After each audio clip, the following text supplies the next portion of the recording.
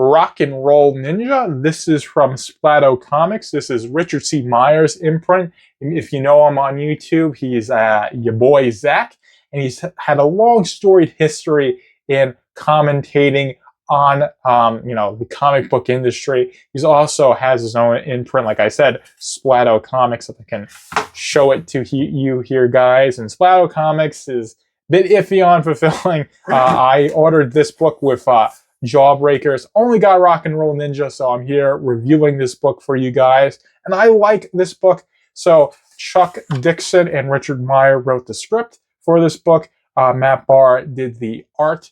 Pencils and inks only, as this is a black and white book. But this doesn't mean that the art is bad. Actually, the art is fantastic. So Matt Barr has this absolutely cartoony style, but there's also just a lot of detail in the background. So this really draws you in. And it's an absolutely fantastic reading experience because of the amount of detail. And also, it's all very stylized. So this is 4 guys who fight in Vietnam, some of the best soldiers in Nam. They get, they go home from the war. They start their band. Then they get recruited by the colonel to become ninjas, and then they become ninja assassins. And then they're on the run from the ninjas while trying to find their band, trying to, blow up their band. Uzi does it. So it's a really silly and fun premise, and I think it works really well, even though there's a lot of things in the air that don't feel like they tie together. Chuck Dixon and Richard Meyer, they're able to make this coherent script and have this coherent plot line that's unfolded across 4 chapters that feels coherent and consistent. And of course, Matt Barr's pages, Matt Barr's artwork throughout is absolutely fantastic and really elevates the story. And it's also got a lot of action based on the premise. You've got ninjas, you've got all their time in Vietnam, so it's all inherently interesting.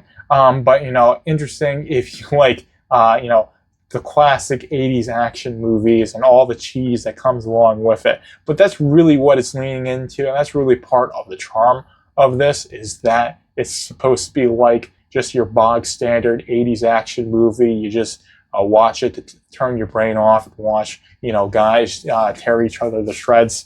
I think that's really what they were going for with this book, and they really achieved that quite well. And of course, some people might not like a black and white style. I personally really like the black and white. I don't mind it at all. Seeing this artwork colored, though, would have absolutely been fantastic, just because of how detailed it is. Especially the backgrounds are really, really detailed. If I can find some, stuff like, this is a little bit violent there, but details like this, which is so much stuff in the backgrounds, but it's all rendered out well. It's an absolutely fantastic thing to see, and it really just draws you into the reading experience when there's just so much detail.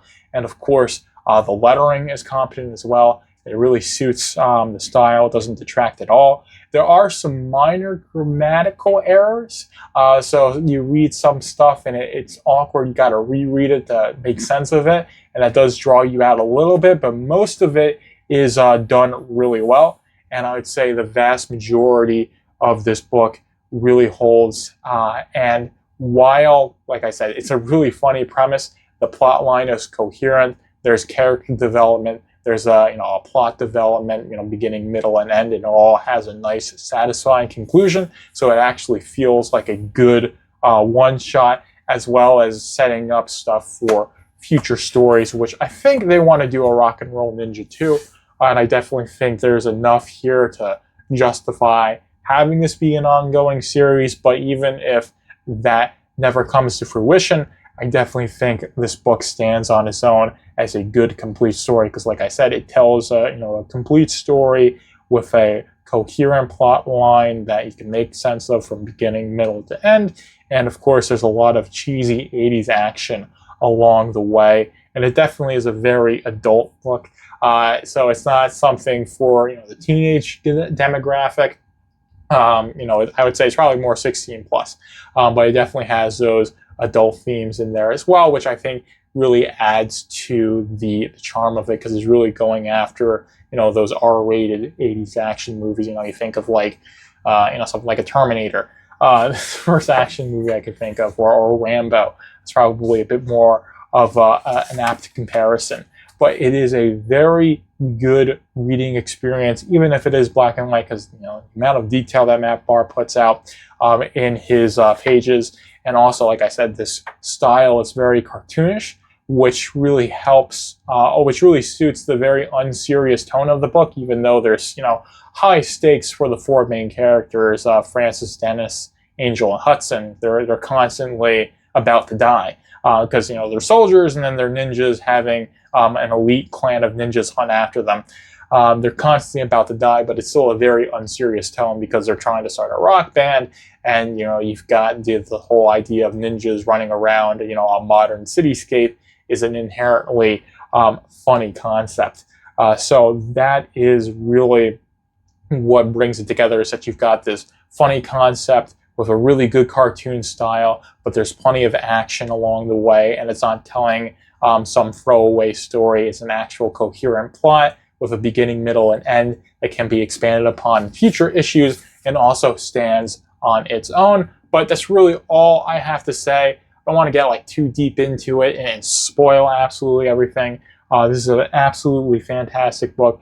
I do really like this one. I think, like I said, Matt Barr's art is what really holds it together. Even with it being black and white, I don't mind black and white art. I know some people do, but I think the black and white art is fantastic, you know, and, you know, you don't need to have color for art to look absolutely fantastic. This book proves that, but hopefully you guys enjoyed this review. Joker is